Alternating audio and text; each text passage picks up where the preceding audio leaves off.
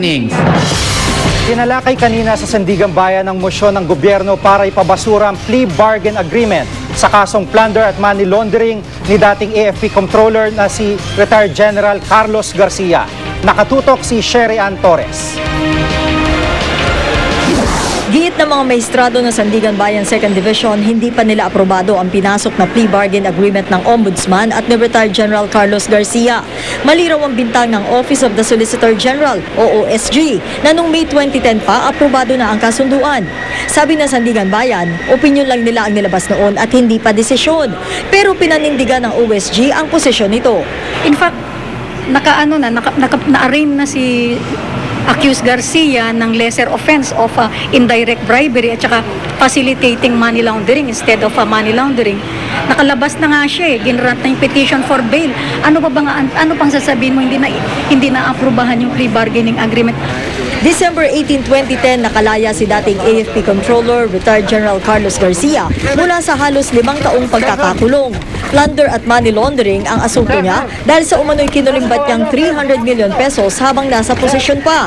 Pero dahil sa pinasok na plea bargain ng Ombudsman, pansamantalang nakalaya si Garcia kapalit ng piyansang 60,000 pesos. Sa ilalim ng kasunduan, umamin si Garcia sa kasong indirect bribery at facilitating money laundering. Mas mababang mga kaso kapalit ng pagbalik daw ni Garcia ng 130 million pesos sa kaban ng bayan. Ito ang pinaggingit-ngit ng OSG. Di raw tama at iligal daw ang kasunduan. Dapat daw ibalik sa kulungan si Garcia at harapin ang mabibigat na kasong plunder at money laundering. Duda pa nila, midnight deal ito bago matapos ang termino ng nakaraang administrasyon. February 2010, inaprobahan ng Ombudsman ang plea bargain agreement. Noong May 2010, sabi ng Solgen, aprobado na nga ng Sandigan Bayan ang kasunduan. Nakasuhan din ng plunder ang asawa at 3 anak ni Garcia na magkakahiwalay na nakakulong sa Amerika. Nalumaya si Garcia, napalaya na rin ang kanya mag-iina. Paliwanag ng Special Prosecutor ng Ombudsman, pumasok sila sa plea bargain agreement dahil mahina raw ang ebidensya laban kay Garcia.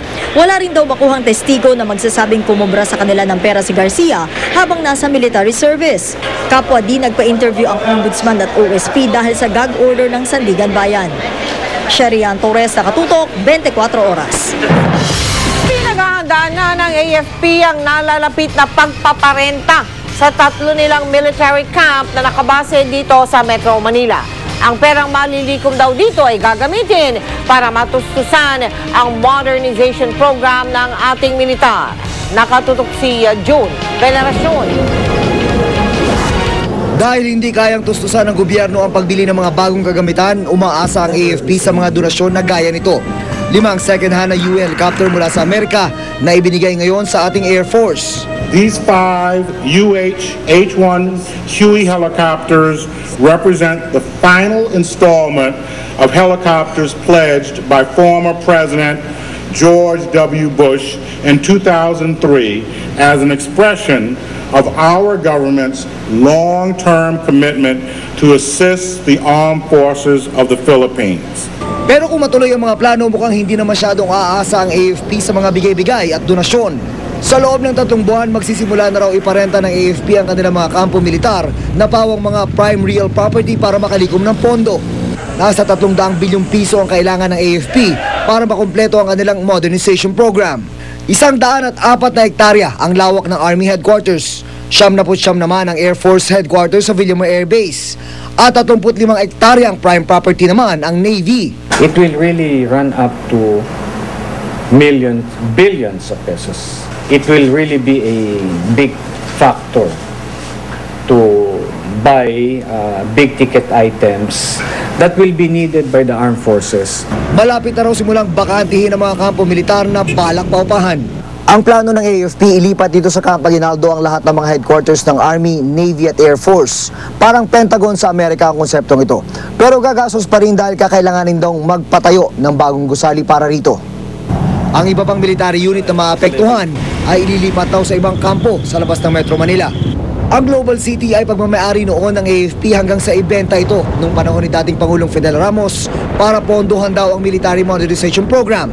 Ang konsepto ng pagbibenta ay wala raw sa mga opsyon ng Department of National Defense ngayon. Mukhang ang sale option nakikita ngayon ng ating Department of National Defense and the AFP na hindi ganun ka-beneficial ang nangyari sa pagbebenta ng mga properties ng military. Ang tanging hiling lang ng mga ordinaryong sundalo kung matuloy man ang mga plano, sana ay mapunta ang pera sa tamang programa. June Veneracion, Nakatutok, 24 Oras.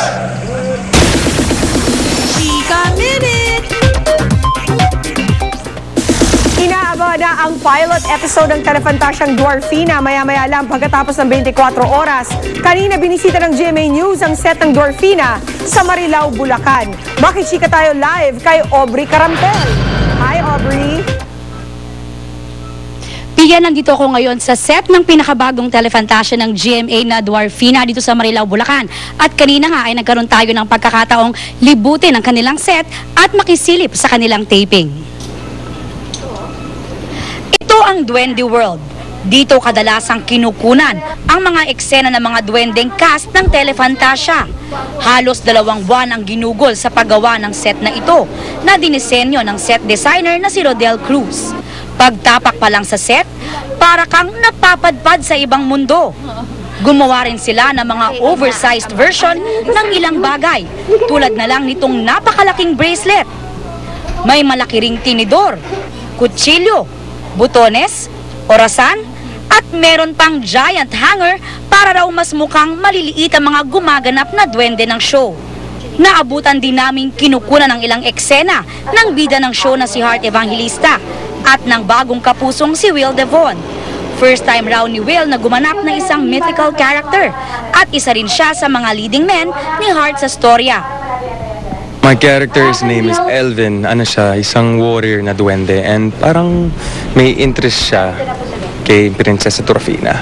Sa Duende World, as you can see, ang ganda naman dito eh. So, first time in a fantasy teleserye. So, sobrang natutuwa ako kaya nandito ako for. Pia, at this point, makakasama na natin si Dwarfina herself, Miss Heart Evangelista. Heart, hello! Everybody!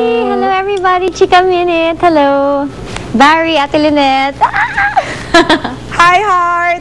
Pia, may mga itatanong ka kayata kay Heart? Yes, Heart. Bukod sa nakikita naman namin na napaka-elaborate ng set ng Dwarfina.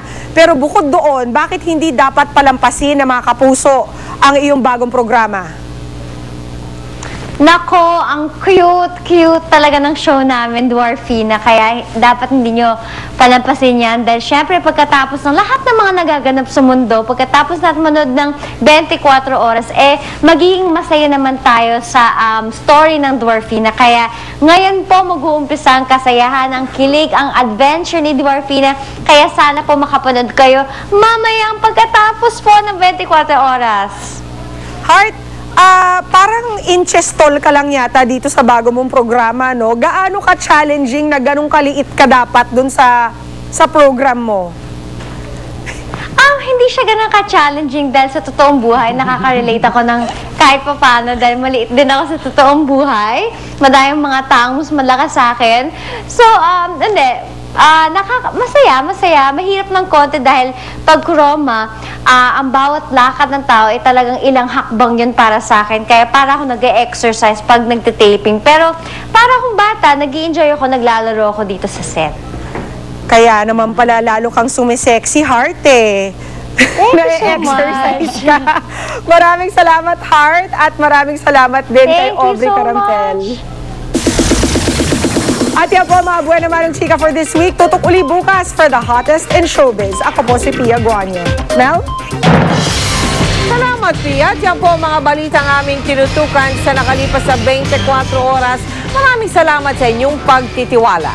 Mula sa tahanan ng katotohanan sa ngalan ni na Mike Enriquez, Jiggy Manica at Pia Guanyo. Ako po si Mel Tiangco. Ito ang GMA, walang kinikilingan, walang pinoprotektahan, walang kasinungalingan, walang bahid politika. Serbisyong totoo lamang. At dahil hindi natutulog ang balita, nakatutok kami 24 oras.